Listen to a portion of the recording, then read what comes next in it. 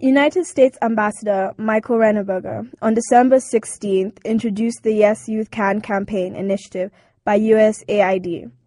Announcing this new initiative, Ambassador Renneberger said the initiative is for Kenyan youth and will be led by Kenyan youth. We as children, we believe that having this rare opportunity to have a sitting with you is not only a blessing, but a hope to this country. That children will emerge, that children will bring change, that children can make a difference in this country. We all remember what happened in 2007. Many children were traumatized. All children were witnessing their parents be all chopped off, cut. That is a very, very bad image for a Kenyan child, for a child to have in her on his or her mind.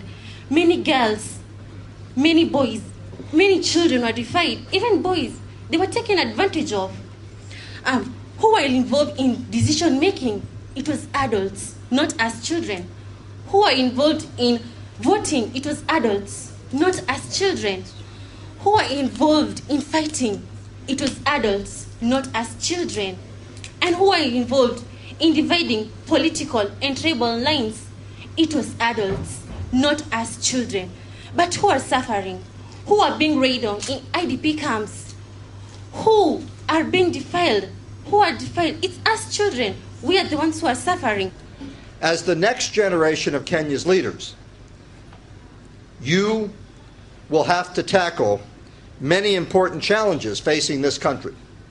The need to end the culture of impunity. You've all heard about that. And the need to promote development for all the people. Now, you, the Kenyan youth, already today, you're better educated than any of the youth of Kenya before. Now, that gives you a big advantage. About 90% of the youth of Kenya can read and write and have at least a basic education. All of you have well beyond a basic education. And that good education gives you a greater level of awareness about the problems that the country faces and makes you better citizens. And by being members of this parliament, you're becoming better citizens, and you're truly becoming, even as you sit here today, you are becoming the future leaders of this nation. There's no surprise that so many Kenyan young people, and not just very poor young people, but young people such as yourselves, there's no surprise that so many young people are frustrated by the lack of opportunity in this country and why they're so deeply concerned about their future. No wonder so many young people turn to the street or gangs or drug abuse or alcohol abuse. No surprise. And no surprise that young people without jobs who live in poverty can be manipulated by corrupt politicians to try to influence elections or carry out violence. The widespread exploitation of young people after the post-election violence was clear evidence of this. About 80% of the violence carried out and about 80% of the victims were young people. But those young people were mostly exploited by the political class. And that's why it is so important to empower young people like yourselves, so you can't be manipulated and exploited, so you can take the future into your own hands and bring about a better future for the country. Today, right now, I'm announcing for the first time a major new initiative in U.S. policy in Kenya. We are launching a $45 million program to help empower the youth of Kenya.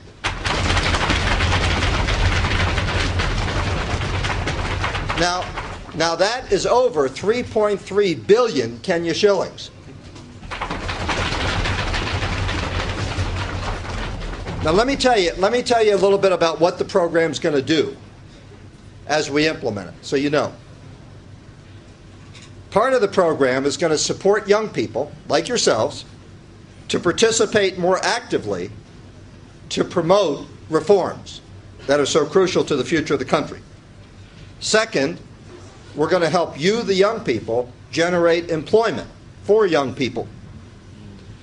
And third, we're going to empower you through a new youth-managed empowerment fund that we're going to set up. Now, the reason we're doing this is because we want to help push the process of peaceful change in this country. And that's only going to happen if young people are empowered to make them a better future for themselves and their country. We're doing this because, you know, the crisis last year was a terrible thing, what happened after the elections, but it opened up a big opportunity. You know, in every crisis, there's an opportunity. And the crisis opened up an opportunity to bring about fundamental change in this country. Because last year, Kenyans saw with horror what happened to their country because all of these problems of impunity and all of these other issues had never been addressed, all of the ethnic problems, all of the injustices. And so now there's an opportunity, but that opportunity is very narrow. That window, you talk about a window of opportunity, that window is going to close unless action is taken quickly. And so I want to tell you that President Obama and Secretary Clinton are trying to help Kenya with a sense of urgency. It's not something that we can do in a year or 2 years. It has to happen right now, in the coming months.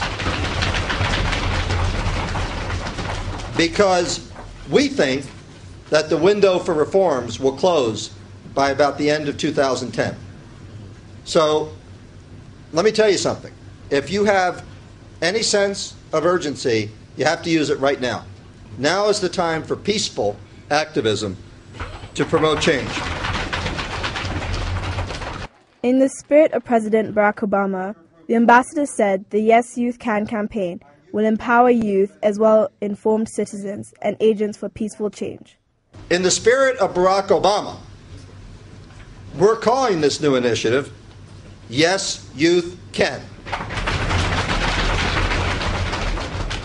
It will empower you as well-informed citizens, as entrepreneurs, and as leaders.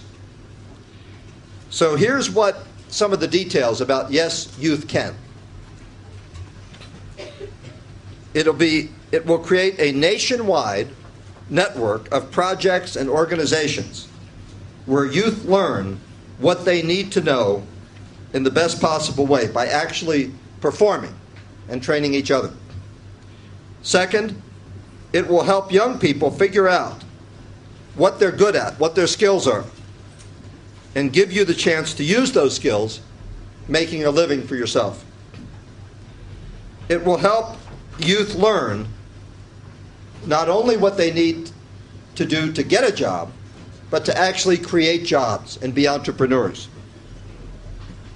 Now, like this youth parliament, our initiative, Yes Youth Can, will support dynamic networks of grassroots youth organizations. We're already supporting many of those, but this will expand our support for grassroots youth organizations to help to propel this process of change in Kenya. And it will help the young people become citizens with greater awareness and with respect for democratic values.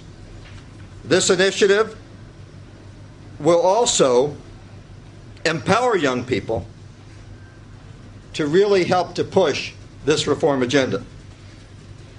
The Yes Youth Can initiative will encourage you to be role models who share your learning with others in a spirit of generosity and mutual support in order to promote national reconciliation.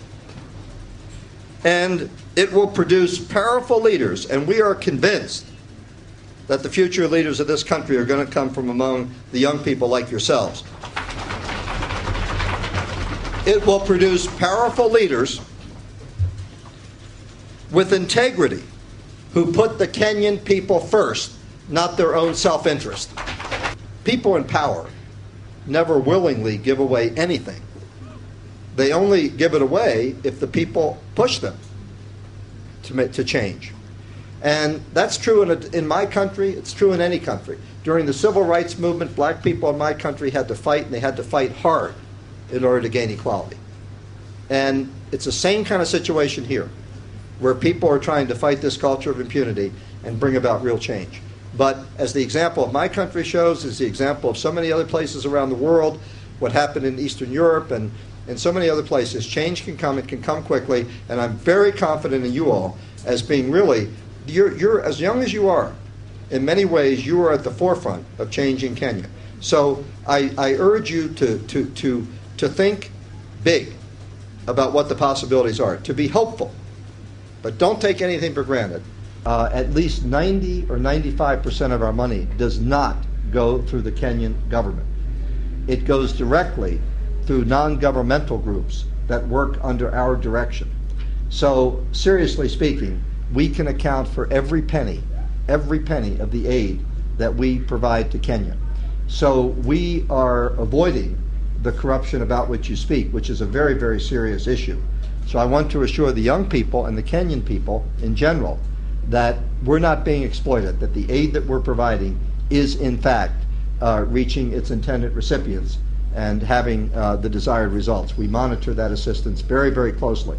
And that's why we want to work with organizations like the Children's Parliament that are a model of transparency and openness and commitment to fight this culture of impunity, which has created such a problem in the country for so many years. Obviously, when you say reform, what we're talking about is ending the culture of impunity and doing that by implementing Agenda 4. You see, if Agenda 4 is implemented, that will, in effect, end the culture of impunity. And Agenda 4 includes, and there are a lot of different issues, but one is constitutional revision, reform in the rule of law, police, judiciary, attorney general's office, anti-corruption activities, accountability for post-election violence, all of those reforms. So in general, what we're saying is that the young people of the nation, all Kenyan citizens, frankly, whether they're young or old or whatever, need to be urging the government peacefully to carry out and implement Agenda 4. And to do it with a sense of urgency. As Kofi Annan said when he was here, he thinks the window to get that done is by no later than the end of 2010, and we share that view. I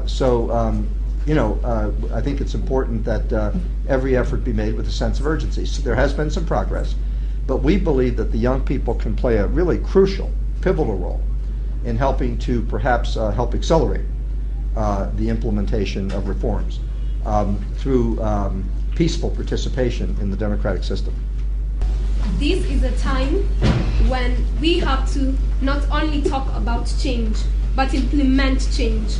And I believe the generation to do that is us, as the children.